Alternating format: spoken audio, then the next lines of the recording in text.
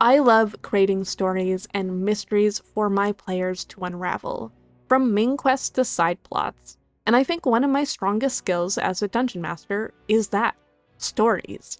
But my players love combat and dungeons, so in this video I'm going to take you from start to finish of me making a dungeon that pushes story forward, subtly. This dungeon will be made for my campaign, but also for the Dungeon Jam of 2025, and the difficulty will be approximately for 5 players at level 6 with 5e stat blocks. I do want to playtest this dungeon, however, before releasing it for you guys in full, which means that I will have the map already in the description right now for you to go play with if you want to just use the instructions in this video. But it will be a little bit before I upload it for you to play with the enemies and descriptors in a nice, comfy sheet that you can use to run your dungeon. I will make a community post here on YouTube about that when it goes live for free on my Patreon, and update the link in the video's description when it does as well. If you are a player in my campaign, please leave. This video contains giant spoilers on my campaign. Okay, now that's just you and me here, the first thing we have to talk about is that to me, a dungeon is not just combat. It's not just a fight scene, and I don't mean that it's also a puzzle or any other activity that you can throw into a dungeon. It is a scene in a story or a clue in a story that happens to have a fight or puzzle. So the first step I always do to create a dungeon isn't to pick monsters or make a map, though those can sometimes give inspiration to the story. It's to ask myself, how can I further the plot to my story and tell the players more about my world? The story can just be contained within a single dungeon, but I prefer when they're spread across multiple, allowing a slow unravel of information that makes the players feel invested through repetition and that dopamine hit you get when you look through your notes and realize how things slot together. The dungeon I'm going to be making is for my campaign, so you're going to need a little context of what's been happening if you want to understand the items I put into my version of the dungeon. I will put the timestamp if you want to skip this section though about what's happening in my campaign. So in 4 days, we are going to be going into a dungeon. This dungeon is the precursor to the dungeon I will be making in this video. My players will be sent by a little shady adventurers guild who happen to actually be the main baddish guys in the campaign, the Oasis. They're looking for one of the relics to activate the pillars all around the elemental planes, to open a portal to what the Oasis think is Elysium, an outer plane of pure bliss, allowing the good gods to return to the inner planes. However, this isn't quite the case. They are actually communicating and working with Udal, the mad god, who is trying to return to the inner planes to inflict chaos on mortals. The entire plot of this campaign is about my players making the choice between releasing an evil god in hopes that a good one's will overwhelm the bad one, or stopping Oasis from letting Udal back into their world. And my players don't yet know about the Oasis at all, though they have met them, including one character called Ruby. In fact, they are blindly working for them right now. So, like I said, in 4 days, we will just be going into the first mission given to them by the Oasis. But when retrieving the first artifact, one of my players, Azira, has the Fae Lost background, meaning when they trance, they get visions and communicate with their childhood bestie, Faeline. Cute, right? Well, that is until they came across this relic, and Udal snuffed out the connection between Faeline and Azira, replacing Faeline while taking her appearance. This is linked more into why it's happening to Azira in her backstory, but we won't get into that. The main thing about this dungeon you need to know is that Udal is going to tell Azira to take the relic and not let anyone else have it. Meaning at the end of the dungeon, my players are probably going to do one of 2 options most likely. They might return the relic and ignore Faeline, as they were asked to bring the relic to the guild. Or they might keep the relic. Or a third option that I don't think is very likely, they say cash money and sell the relic to someone else. And because this is a dungeon jam and I have a time crunch to make this video I'm getting up, I'm going to be prepping the next dungeon, or the one we're going to be making in this video, in advance before I know the outcome they choose in the dungeon we just talked about. And this happens sometimes, and we have to prep multiple sessions ahead of time due to knowing we'll be busy or something else that happens in life. So I'm gonna have to come up with a dungeon that not only pushes story forward, but is also flexible based on the choices of my players. Okay, so now that I've made this harder on myself and covered the current events in my world, let's get started. There are two very important things to think about at the start of making a dungeon. One, where do we want the players to go next? This time around, I'm thinking that the next quest will either be a mission by the Oasis or an assassination attempt by the Oasis, depending on how my players start to act towards them. Which means I'm going to need to place a reason in this dungeon that the Oasis might start feeling threatened by my players. And two, how does this tie into the plot? I think I want this to start to tie into the first hints towards the faction against the Oasis, the false Atropo. This should give good reason for this to be a quest no matter if they turn in the artifact or not. If they don't turn it in, maybe the Oasis think that the false Atropo got to it before them and they sent the players here. If they do turn it in, the Oasis would still probably want to raid the spot that they heard the false Atropo were staying. So now that I have a bit of idea on how I want this dungeon to tie in and how I want it to push story forward, I'm next going to actually try and find a bit of player backstory to fit into the dungeon. Just the smallest hair of it. And I'm thinking of using Bronk, as he hasn't had any player backstory yet, and everyone else has at this point. So I need to ask myself how I want to develop a player character here. Which honestly, I slightly picked the false Atropo to be here because Bronk's grandparents were actually a part of them, and died in the line of duty. But he doesn't know about his parents or his family, as he grew up as the only bugbear on an island of goblins and kobolds in the Feywild. And again, we're really early in a very long campaign, so I want to create only the smallest tidbit of information. Just enough to create curiosity and for the group to want to search out more information about this faction. If you have a much shorter campaign, you're going to need to put a lot more info into someone's backstory into one dungeon. But since mine is really long, I've got a lot of time to slowly give them breadcrumbs and make them poke in the right area to reveal their backstory. I think this is probably going to be as simple as placing some paintings or maybe a memorial that shows that the parents and grandparents were once here, or a part of this group of people. I want enough information that Bronk gets curious about these people, but doesn't get much information yet about who these people are. I can also possibly show a bit of information about Azira, as she is also linked to Bronk's grandparents who rescued her as a baby. Now that we have all the story tie-ins, we can go on to make the dungeon's motivation, as every dungeon, I think, needs a purpose. And I have an entire video on the dungeon's motives already on my channel, and I'll link in the description if you want to learn more about them.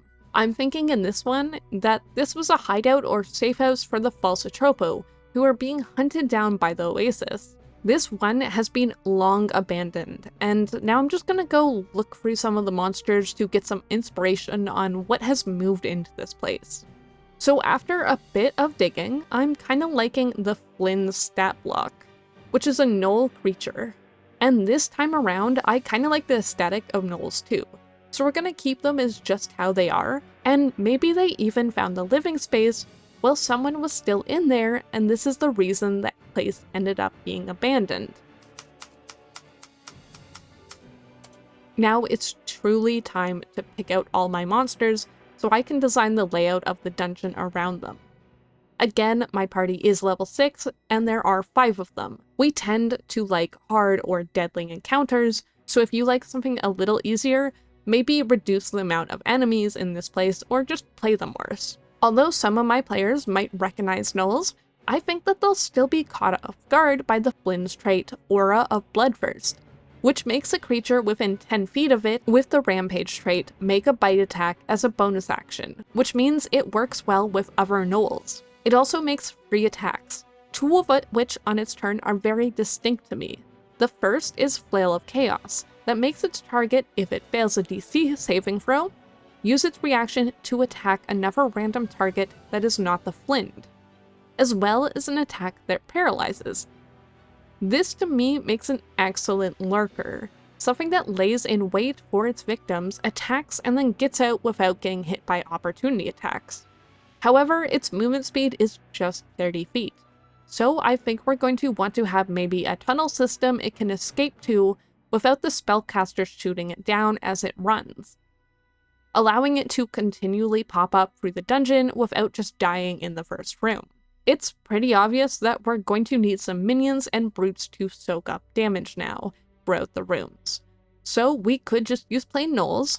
However, I think that my players might just race after the Flint if I do that, so instead I'm going to choose a Gnoll Fleshnar, as their action Sudden Rush allows them to run fast without provoking opportunity attacks, letting me bum rush the squishies of the party, forcing them to deal with what is in front of them if they choose to try and chase down the Flint. Those guys are pretty weak though, so I'm also going to throw in some Gnoll Fangub. I don't know how to pronounce that word, so we're just gonna go with just so it doesn't feel like we're mindlessly smashing through tissue paper. But we need one more thing to make these guys functional. Because they only have a +4 or a +5 to hit, we're gonna need something that gives them advantage or a bonus to their hit, as they are the majority of enemies in this place.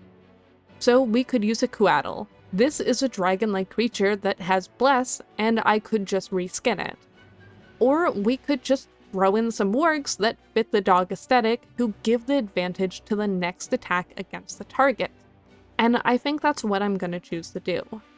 Now, if you guys want tips on how to design what monsters go well together, I highly recommend the 5th edition Game Master Survival Guide by Dave Hamrick. This book honestly helped me so much by thinking about what role monsters play in a dungeon and helping them act strategically, showing what types of monsters synergize together, as well as going over some tactics you can use for some of the common 5e monster types. So now that we have all the information we need, we'll be making a 5-room dungeon.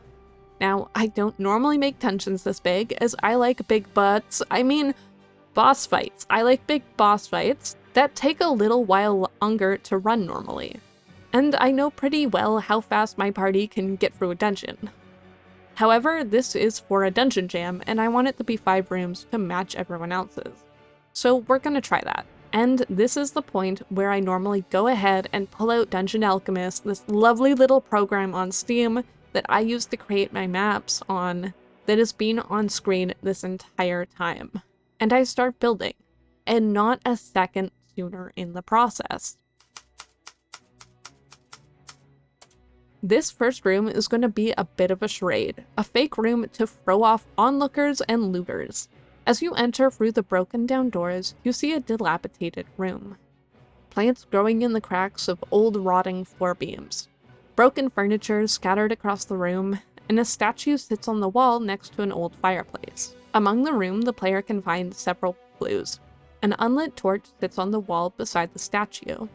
It is the only light source that appears to be in this place, and seems to be a lot less dilapidated than everything else. Blood streaks down the floor to an old statue in a wall of an Azir, with 5 holes slotted into it.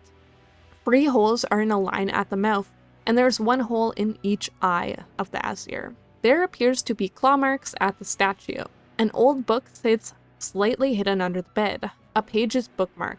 It reads, "Each year I go to mourn my beloved pet Yurn. Trekking through old fairy forest and walking through the golden grove, I arrive at the memory stone, lighting the candles and paying my respect. Each year I do the same. We will never forget you, Yurn." And finally, there will be 3 keys hidden in the room. These are all candlesticks. 1-pronged candlestick can be found among the mushrooms. A 1-pronged candlestick can be found in a box beside the cat skull and broken urn. And a 3-pronged candlestick can be found between the broken furniture with the young yellow plants nearby. A player can solve this in a couple ways. A difficult for your party strength check to just brute force pull open the statue door like the gnolls have been doing. Or shoving all the candlesticks into the holes in the door. Or finally, lighting all the candlesticks. Now, if your party comes up with another creative solution to open the door, let them do it. Or just sneak by the door somehow. Maybe they all teleport. Who knows? I highly recommend adding in whatever you want to the descriptors of your rooms going forward to match what you need for a story. But I'm going to give a generic one so you can use it if you choose. You enter an old living space. It has been trashed. The only thing left standing is some old candlesticks and a shrine to lost loved ones. This is where I'm going to put a mural of Bronk's parents as well as the other falsa tropo, and an object for Bronk to think of them with. Now, there are several cramped holes in the floor that smell awful. The closer you get to them, the more smell of rot fills your nose. If your players are determined to crawl in them, they are cramped and they have to move around on their hands and feet. Below is a maze of intersecting tunnels full of carnage, and you spot out of the corner of your eye movement. First ahead of you, then to the side, many flashes of movement around you. Whatever is here knows these tunnels well, and is fast. Or there's a lot of them. You are filled with the sense that you shouldn't be here. These creatures shouldn't be fought on their home turf. Now, hopefully your party returns to the surface. If not, just try to convince them that fighting down here while you're forced to be on your hands and knees is probably not a good thing, and that they really should come out. Once they're back up on the surface, next to the door with rubble completely blocking it is a large tunnel you could stand to walk through. The moment your players are halfway between this room and the next is where we're going to trigger our first combat. Because it will have the most enemy of all groups, we want enough space to catch the players in room 3 and some players in room 2. In this combat, there will be gnoll flesh gnawers, wargs, and a flint. All of the enemies can come up from tunnels marked by the blue markers on my DM's version of the map. Make sure you spread out the wargs and the gnolls. Remember that the goal of the wargs is to help the gnolls be able to land their attacks. The flint is going to make only one attack at this point, from one of the blue markers. He's going to duck back into the tunnel and continue the give aura of blood trait centered around one of the blue markers on the map. And then, when there's only one enemy left, he will dash through the tunnels and head to room 4 to do the same thing. Now for the descriptors as some of your players enter room number 3. As you come out into the room, you hear tearing sounds. 2 large wolf-like creatures are tugging on a hunk of meat in a small kitchen. On the other end is a humanoid hyena creature, snarling mine at the wolves. As you enter the room, they turn to you and drop the meat. And the hyena creature stands up on 2 back legs and grins looking at you and says, "Mine." And you may let your players react, or you can just start combat. Once the combat is done, the hole in the far side of the wall appears to be another secret entrance, but the fake door that was once here has been ripped down, revealing a more civilized looking tunnel with holders for light, though the gnolls seem to have still brought their filth into the tunnel. Now, as your players move on through the large standing tunnel, let them move to room number 4. Allow them to take one turn to enter the room and choose where they want to stand before starting combat. There's a good chance by now they'll understand the mechanics of the holes in the ground, so let them have the opportunity to plan around it. For the descriptor of this room, it's a bedroom. Again, it has been torn up, but I'm gonna leave the contents of this room fairly blank for you, because this is the start of the secret rooms, which means its content should really be based on your story and what you want to tell them.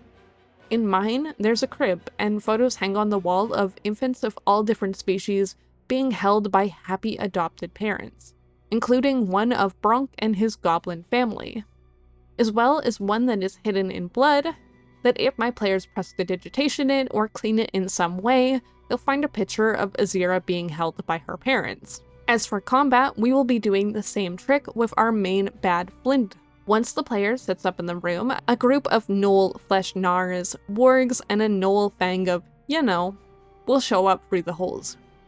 At this point, based on how your party is doing, we can choose the balance based on our actions in combat. The do more damage on their bite attack than the flesh gnars, so if we want the combat to be stronger, we'll make sure the Flind is buffing the Or in opposite, if we want the combat to be weaker, we can have the Flind buff the flesh gnars, or just leave the combat entirely. Don't forget that you can layer your attacks with your warg's buff against what you want to have advantage or not have advantage to again scale the combat.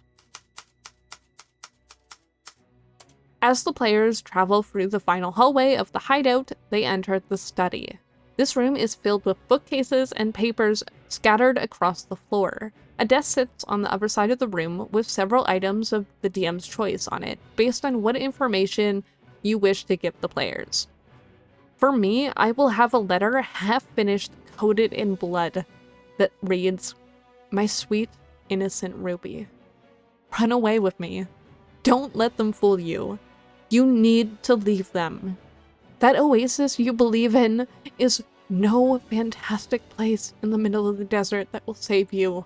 They only fill you with lies. And maybe they honestly believe them.